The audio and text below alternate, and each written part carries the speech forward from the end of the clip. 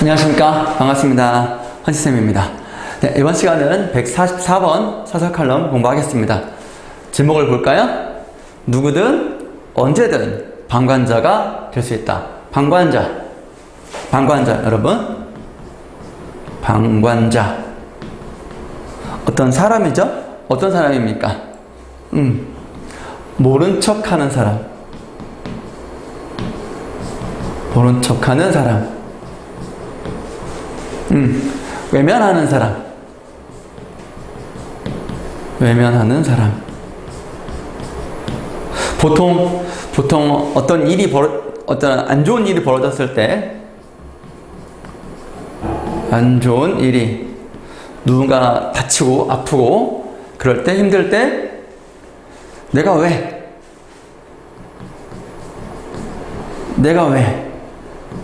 굳이 나서야 돼?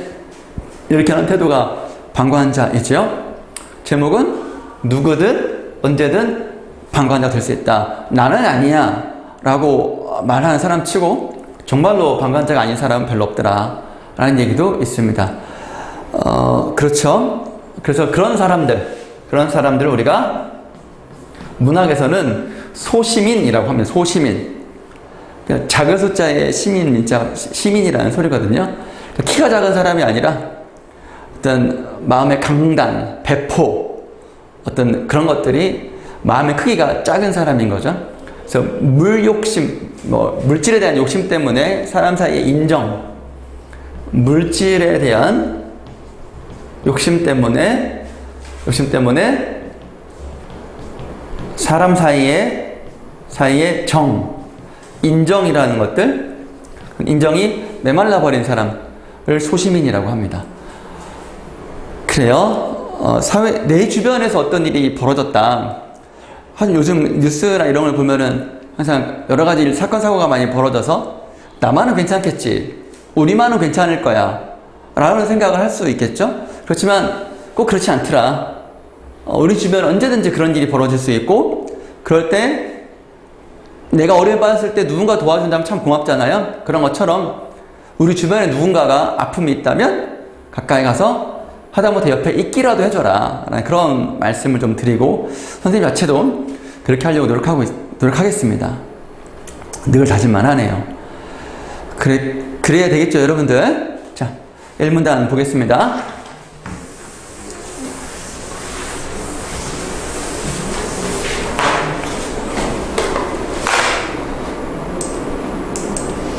사실 경험담을 말씀하고 있습니다. 아주 오래전 어느 날 한 지인이 아는 사람이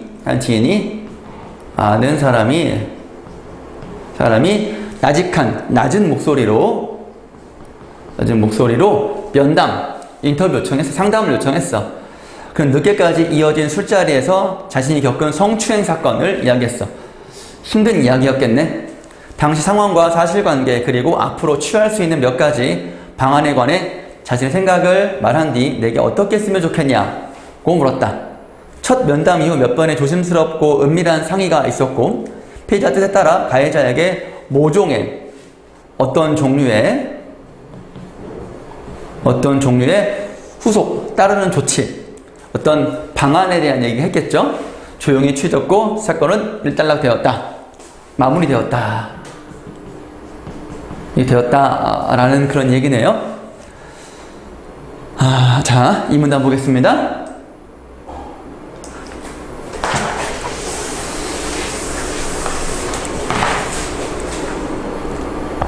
그가 처음 내게 의견을 물었을 때 뭐라고 답했는지 정확히 기억나지 않는다. 다만 나 홀로 매우 당황하고 초조했던 기억만은 선명하다. 매우 당황하고 초조했다.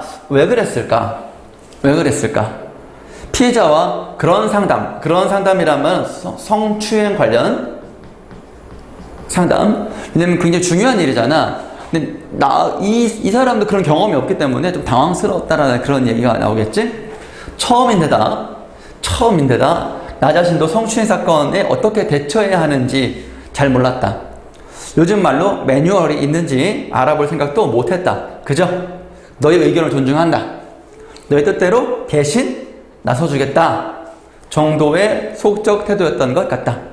정작 그의 상처와 고민을 살피고 위로한 건 다른 친구의 몫이었다는 걸 나중에 알았다. 지금 와서 돌이켜보니 그때의 후속 조처가 적절했는지도 자신이 없다. 지금 우리가 성폭력, 성추행 그런 사건을 관련 매뉴얼은 그래도 좀 이제 괜찮게 되어 있죠. 선생님도 그 잘 모르겠네. 알아야 되는데. 꽉 막히고 답답한 상황에서 피해자는 어쩔 수 없는 최소한의 선택을 한 건 아니었을까? 모를 일이다. 지난 이야기야. 지난 이야기를 꺼내서 다시 그때 내가 최선을 다해서 그분을 피해자를 돌봤는가 자신이 없다는 거지. 이거는 좀 미안함이 깔려 있는 거지. 좀 더 나서서 적극적으로 나서서 더 확실하게 도와줄 걸. 나도 많이 알아보지도 못하고 그랬다라는 그런 마음이겠지. 이분도. 3문단 이제 요즘 일어난 사건입니다. 공군 부사관이면은 뭐 하사, 중사, 상사 그런 분들이에요. 이 암흑의 중사의 극단적인 선택을 둘러싼 여러 뉴스를 전하면서 고인의 상사들이 상관, 군인이니까 보였던 태도가 유독 돌뿌리처럼 가슴에 박힌 것도 그때의 기억 탓인 듯하다. 그때 안절부절 못했던 내 마음속에도 실은 왜 하필 나한테 이런 상담을 하는 거야. 내가 뭘 해줄 수 있다고. 라는 회피의 단어, 피하고 싶은 단어 맴돌았던 건 아니었을까. 귀찮았던 거지. 있던 거지. 81일이라는 그 긴 시간을 새삼 곱씹어 봤다. 이중사가 성폭력 피해 보고를 한 3월 2일부터 그가 홀로 쓸쓸하게 세상을 등지은 5월 22일까지 그 지옥 같았을 81일을 이중사는 어떤 마음으로 견뎠을까? 이중사의 직속 상관이었던 상사, 팀장격이었던 준이, 그 위로 부대를 통솔한 대대장, 비위를 조사하고 어떤 부정부패, 비리를 이제 비위라고 합니다. 조사하고 처벌해야 할 군사경찰 대대장, 그리고 그들보다 더 위에 있던 지휘관들, 별들, 사들, 이들 모두 그 긴 시간 동안 왜 하필이라고 억울해하며 피해자를 말 달래는 거지? 달래서 말 듣도록 하는 거야. 말 듣도록. 어떤 말을? 야, 네가 참아라. 이런 얘기를 많이 했다고 해. 주변에 입단속을 시키며 사건을 축소해 덮으려 했을 것이다. 밖으로 나가면 별 다 떨어지니까 네가 참아라. 이런 좋은 게 좋은 거라고 네가 참아라. 이렇게 얘기했다고 해. 그런데 81일간 지속된 이 기막힌 집단 타살극이라는 말은 아무도 제대로 돌봐주지 못했고 스스로 극단적 선택을 하게 만들었으니까 타살이라는 거지. 직접 손으로 죽이지는 않았지만 죽게 만들었으니까 이들에게만 있지 않다. 이중사의 성폭력 피해 사실을 알았던 동료들, 고충 상담을 하셨던 이들, 보고와 수사를 일부러 늦추는 그걸 모른 채 한 이들 모든 방관자들, 제목 나오지? 책임에서 자유롭지 않다. 이중사 사건이 방치됐다라는 말은 제대로 다뤄지지 않고 기관의 지휘계통 누구라도, 수사기관의 누구라도, 하다못해 주변 동료 누군가라도 문제를 제기하고 이중사와 연대, 힘을 합쳤다면 어땠을까? 동료 상사 중 한 명이라도 진심으로 이중사의 고민을 듣고 상처를 어루만졌더라면 극단적 선택을 피할 수 있지 않았을까? 물론 다 부질없는 가정이지만 말이다. 이미 고인 돌아가셨으니까. 자, 아침마다 집 앞에 놓인 신문 뭉치를 보며 예전에 이런 표현을 쓴 적이 있다. 별표.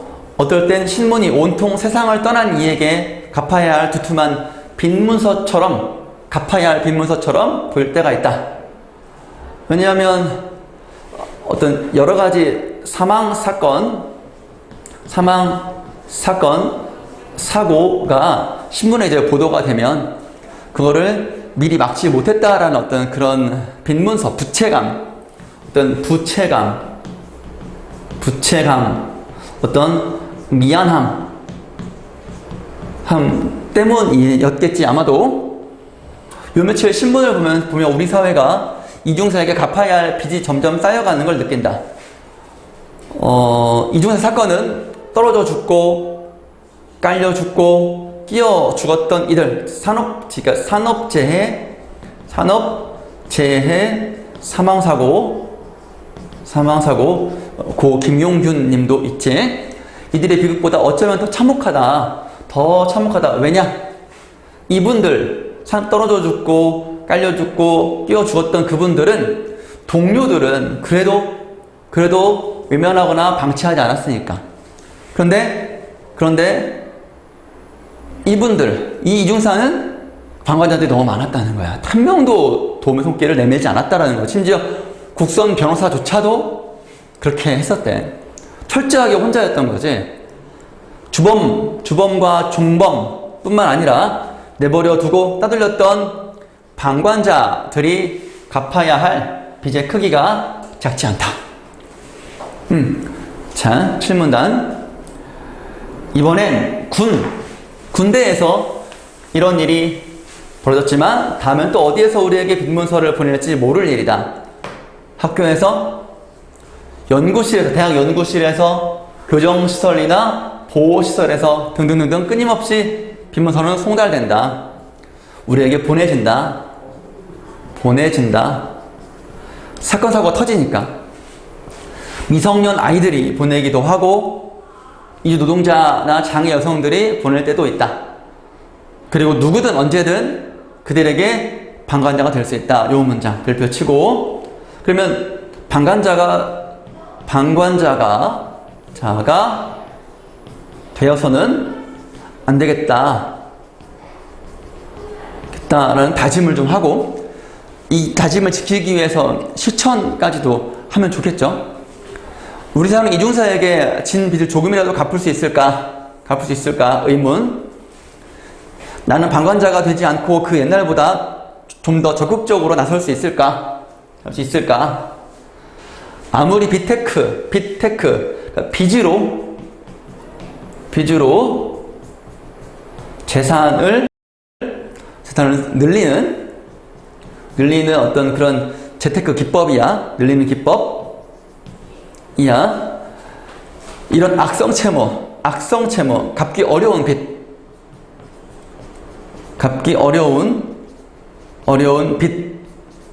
누군가의 죽음으로 생긴 우리 사회의 어떤 갚아야 할 빚은 이제 그만 쌓았으면 싶어. 자꾸 질문이 꼬리를 문다. 어떤 질문? 갚을 수 있을까? 나설 수 있을까? 요 문장 여러분 꼭 기억해 주시고요. 꼭 정리해 주시기 바랍니다. 자, 이번 시간은 고 이중사님의 사건을 계기로 우리 사회가 조금 더 방관자가 되지 않고 적극적으로 나서서 내 일인 것 마냥, 머지않은 미래에 닥칠 나의 일인 것 마냥 적극적으로 나서서 문제를 제기하고 해결하는 그런 사회가 되기를 바라는 마음에서 쓰시는 글입니다. 여러분 주변에서도 어떤 친구가 부당한 일을 겪고 있을 때 나서서 옆에 있어주고 손 내밀어주고 격려의 말을 해주는 여러분이 되기를 바랍니다. 항상 정의롭고 올바른 여러분이 되시길 바랍니다. 수고했습니다. 오늘 여기까지 할게요. 안녕.